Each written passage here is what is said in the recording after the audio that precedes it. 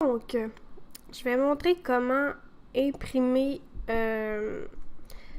pour faire des PDF des trois façons différentes. Donc, un pour envoyer en format électronique, un pour donc par courriel, un pour envoyer à l'imprimeur, donc sans les cadres, et un format condensé que je fais à ma manière pour avoir un début qui est vraiment beau parce que Case Catalyst a tendance à rendre les premières pages ou les pages qu'on décide de garder en format régulier plutôt laide. Donc pour que ces pages-là restent belles, je le fais en plusieurs étapes. Donc je vais commencer par un simple PDF. Donc je fais CTRL-P. Puis je vérifie dans mes print options que mon print box est bien coché. Puis je fais le entire document. Normalement, j'ai pas mon index. Je vais juste vérifier que... Oui, là j'ai un index. Fait que ce que je vais faire... On remonte en haut. Pourquoi tu veux pas remonter en haut? Bon. Donc, CTRL-P. Vu que j'ai un index, je vais choisir juste la section 1. Donc, la section 1, ça veut dire qu'il ne prend pas l'index. Donc là, je vais avoir seulement vraiment le PDF parce que quand on envoie un PDF par courriel, il n'y a pas besoin d'avoir l'index puisqu'on peut faire un CTRL-F pour faire une recherche. Donc, je fais Print.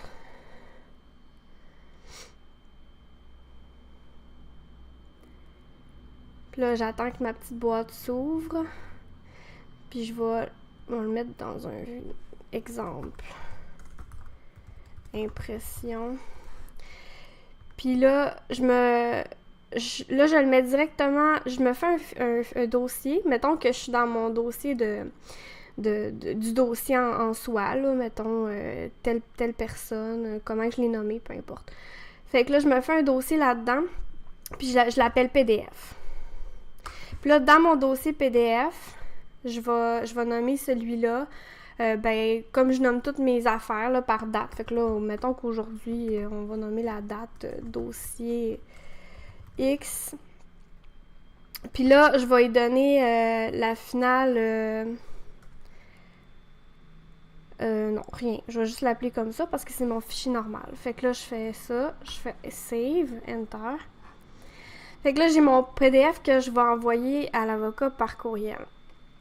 Ensuite, là, je veux un format régulier pour envoyer à l'imprimeur. Mais vu que l'imprimeur, il y a déjà des feuilles pré-imprimées avec un cadre, faut pas que j'imprime le cadre. Donc, je fais CTRL-P, Print Options, je décoche Print Box, je fais OK. Toujours la première section, donc sans l'index. Ça va être mon format original. Format régulier. Donc, je fais Print. Ma petite boîte va finir par s'ouvrir. Puis là, dans mon fichier, dans mon dossier PDF, je fais un autre dossier qui s'appelle To Print. Je l'appelle comme ça. Je fais Enter pour rentrer dedans. Puis là, j'appelle ça Transcription. Puis je donne le nom dossier X, le nom qui s'appelle dossier X. Puis j'écris Format régulier. Fait que là, ça va être le format régulier. Je fais Save. Bon, maintenant, c'est là que ça se corse parce que là, je veux mon format condensé. Fait que je vais juste supprimer mon index de concordance que j'ai fait à la fin qui me sert à rien pour le moment, mais je vais le... je pourrais l'imprimer tout de suite avant de l'imprimer, là, mais non, je vais tout faire comme je fais normalement. Fait que je vais le déliter. Ah non. Excusez, je change d'idée. Mais... mettons que là, bon, t'as fait ton index de concordance, t'as mis les bonnes en tête et tout ça. Fait que là, tu vas imprimer seulement ça. Fait que là, tu vas faire Print. Print Options. L'index, ça, il faut que tu l'imprimes avec les boîtes. Parce que sinon, il n'y aura pas les divisions là, entre les colonnes. Fait que tu l'imprimes avec la boîte. Donc, tu l'imprimes en faisant la section 2. La section 2, c'est toujours l'index. Ça se fait tout seul. Fait que tu fais print.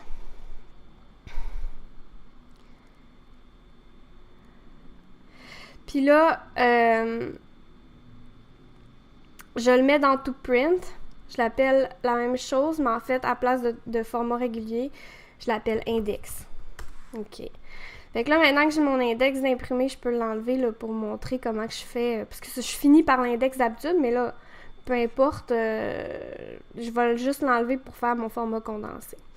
Fait que là, j'ai enlevé mon index, donc j'ai plus rien ensuite. Je vais retourner au début. Donc, là, pour faire mon format condensé, je regarde à quelle page ça commence dans ma table des matières. Donc, je vois que ça commence à la page 7. Donc, tout ce qui est les pages 1 à 6, ça veut dire que c'est ce que j'appelle l'introduction. Puis c'est toutes des pages qui vont être en format régulier.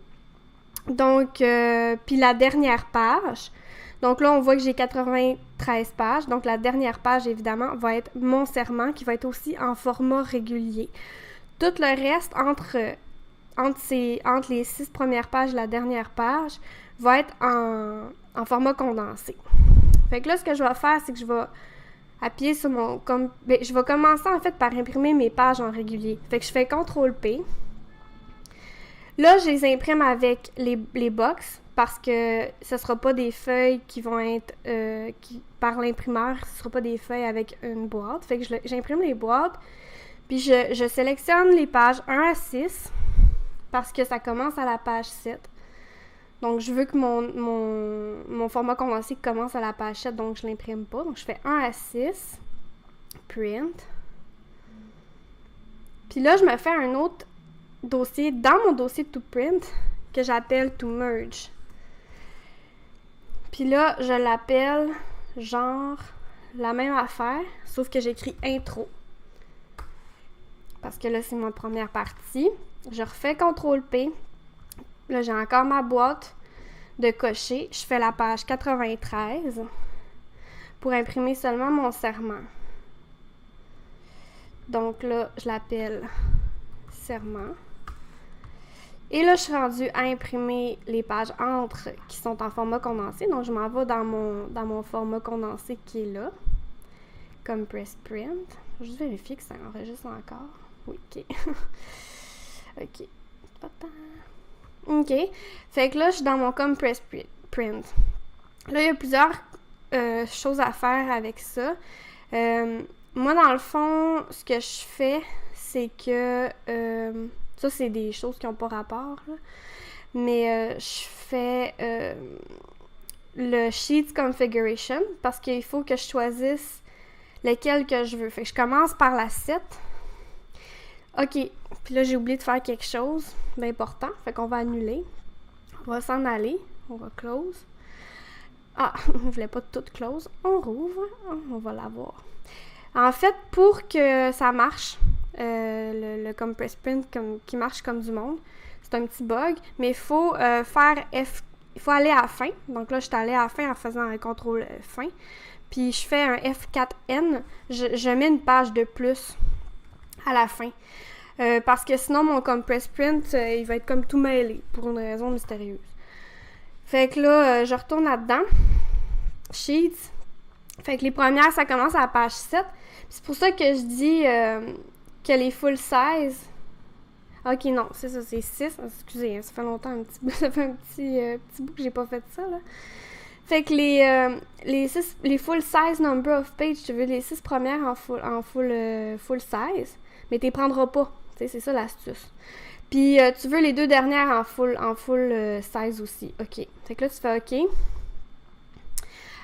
Ensuite, ça, tu touches pas à ça. Les margins, tu touches pas à ça non plus. On va l'avoir. Les headers. OK, c'est là que ça se passe. Moi, en fait, c'est que je disable les page headers. Ça fait en sorte que... Puis là, tu peux vérifier en faisant ça, là. Tu vérifies que tes 6 premières pages sont en full... Mais tu sais, tu vois comment que c'est laid. Fait que c'est pour ça que moi, je les fais pas comme ça. Fait que là, tu commences, tu vois, ok, c'est correct. Ça, c'est pour revenir complètement au début. Ça, c'est pour aller à la fin. Puis tu remontes. Regarde comment c'est laid si on le laisse comme ça, t'sais. C'est pour ça que je fais pas ça. Puis là, tu vois que ça finit à la bonne place. Ok, c'est beau. Fait que tu peux revenir au début. Puis là, tu fais tes headers. Fait que là, tu vérifies. Moi, je copie-colle ça avant de le faire. Là. Fait que, mettons, tu peux aller dans... ici, tu le prends, tu le copies pour être sûr d'avoir la bonne affaire. Tu fais... Là, t'en auras peut-être pas, mais tu peux les créer. Fait que tu fais « New ». L'important, c'est que le premier soit à la ligne 1 en haut à gauche, dans le fond. Là, tu fais Edit. Là, tu mets le bon, tu fais Save. Edit, tu mets la bonne date. Fait que là, mettons le 10 mai 2019. Save. Puis là, monsieur quelconque. Et, mettons, avocate. Gentil. OK. Je garde, pour le footer, je garde ce qui est mis de base ici, en fait, qui est le current sheet, genre de telle page, de telle page. Quoi, il marque finalement les pages, là. C'est un peu comme pas parfait parce que justement, je fais mes premières pages comme à la main puis je les merge. Mais ça fait quand même un résultat qui peut permettre de suivre plus facilement.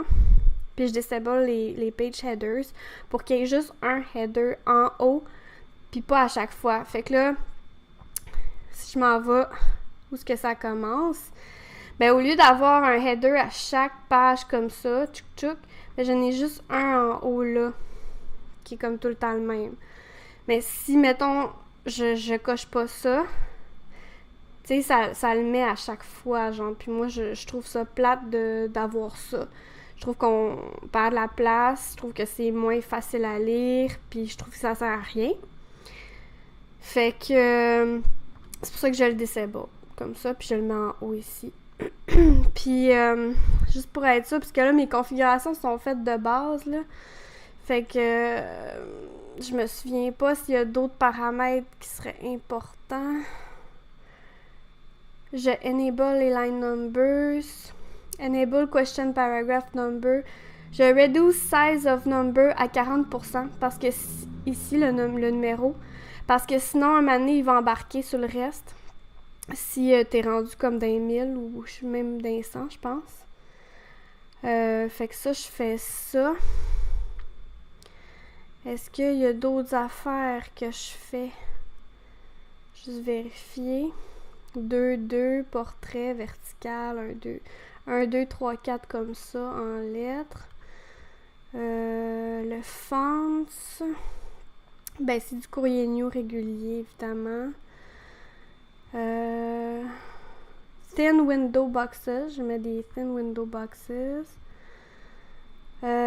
Follow standard page ratio. Fait que ça c'est mes settings là. Je sais pas si c'est ça de base, fait que je le montre au cas où pour que tu puisses mettre les mêmes. Notes, il n'y en a pas. Headers, on l'a vu tantôt. Misc, ça, je m'en sers pas. Fait que ça ressemble pas mal à ça. Fait que là, une fois que j'ai ça, je fais Print, CTRL-P, encore. Puis là, je choisis mes pages, donc ça commence à la page 7. Et puisque ma page 93, c'est la page de mon serment, je vais jusqu'à la page 92. Fait que je fais Print. Puis là, c'est un peu plus long.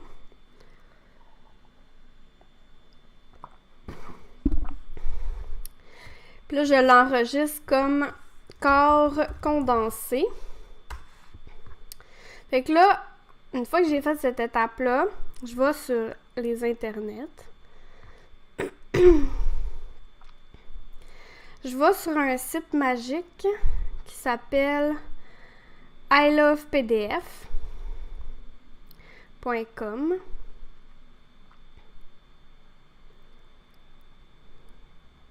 Bon, non, je m'en fous que c'est un view download link. Je fais Merge PDF. Je sélectionne les PDF que je viens de faire. Donc, que j'ai mis dans Stenotypy. Je sais pas si je l'ai mis dans Dossier. Non, je l'ai pas mis là pantoute. Je pense que je l'ai mis dans Steno tout court.